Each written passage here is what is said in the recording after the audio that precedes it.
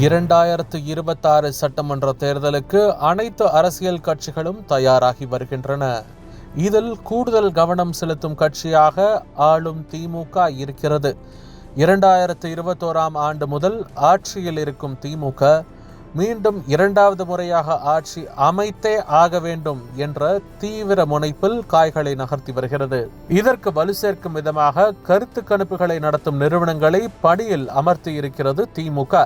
Robin Sharma உள்ளிட்ட தேர்தல் வியூக வகுப்பாளர்கள் திமுகவை மீண்டும் ஆட்சியில் அமர்த்த தீவிரமாக வேலை செய்து வருகின்றனர். இந்நிலையில் வருகின்ற 2026 சட்டமன்ற தேர்தலில் 41 தொகுதிகளில் திமுக வெல்வது கஷ்டம் என்ற ரிப்போர்ட் திமுக தலைமையிடம் அளிக்கப்பட்டுள்ளது.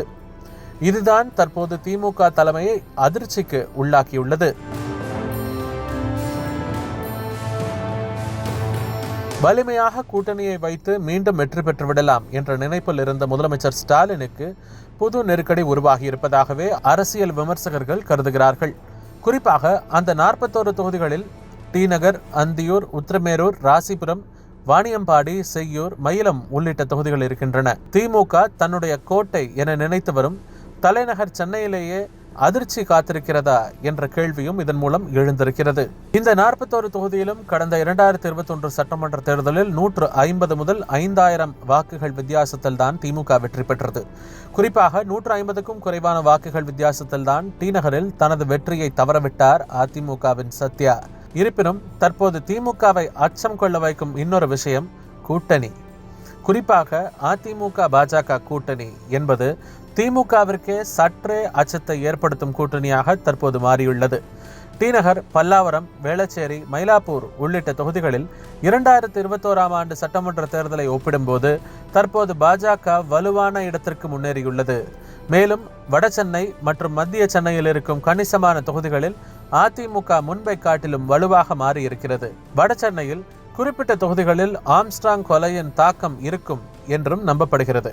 இதனால் மொத்தம் 16 தொகுதிகளை கொண்ட சென்னையில் எத்தனை தொகுதிகளை மீண்டும் ஜெயிக்க முடியும் என்ற நிலை திமுக கூட்டணிக்கு ஏற்பட்டுள்ளது. இதில் திமுகவிற்கு அடுத்த கட்ட ஷாக்காக மாறி இருக்கிறது டெல்டா மண்டலம். தஞ்சை உள்ளிட்ட டெல்டா மாவட்டங்கள் திமுகவின் கோட்டையாக தொடர்ந்து இருந்து வருகிறது.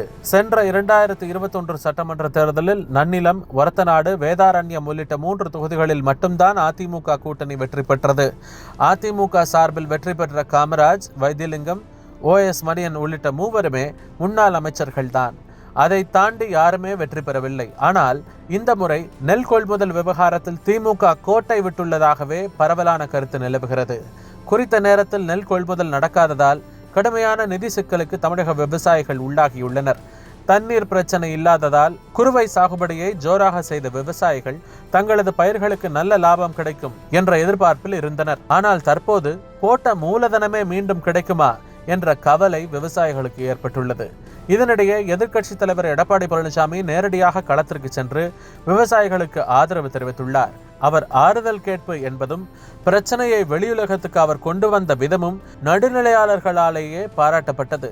இதனால் அதிமுக பக்கம் விவசாயிகள் திரும்ப தொடங்கிவிட்டார்கள் என்ற பார்வை முன்வைக்கப்படுகிறது.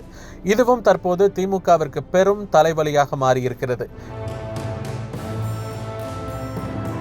இன்னொரு பக்கம் வடகிழக்கு பருவமழையும் தனது தீவிரத்தை காட்ட தொடங்கி இருக்கிறது. சென்னை உள்ளிட்ட நகர பகுதிகளிலேயே 2 நாள் மழையை கூட தாங்க முடியாத நிலை ஏற்பட்டிருக்கிறது. இதுவும் சமூக வலைதளங்களில் கடும் விமர்சனங்களை எழுப்பியுள்ளது. ஏற்கனவே காங்கிரஸ் கட்சியின் தலைமை ஒரு பக்கம் விஜயுடன் பேசி வரும் செய்தியும் கசிந்துள்ளது. கூட்டணியில் ஏற்கனவே இருக்கும் விடுதலை சிறுத்தைகள், கம்யூனிஸ்ட் உள்ளிட்ட கட்சிகள் அதிகமான சீட்டுகளை கேட்டு வருகின்றன. எனவே அடுத்தடுத்த நெருக்கடியை நோக்கி திமுக சென்றுள்ளதை பார்க்க முடிகிறது. இந்த விவகாரங்கள் தேர்தலில் எத்தகைய தாக்கங்களை ஏற்படுத்த போகின்றன என்பதை பொறுத்திருந்துதான் பார்க்க வேண்டும்.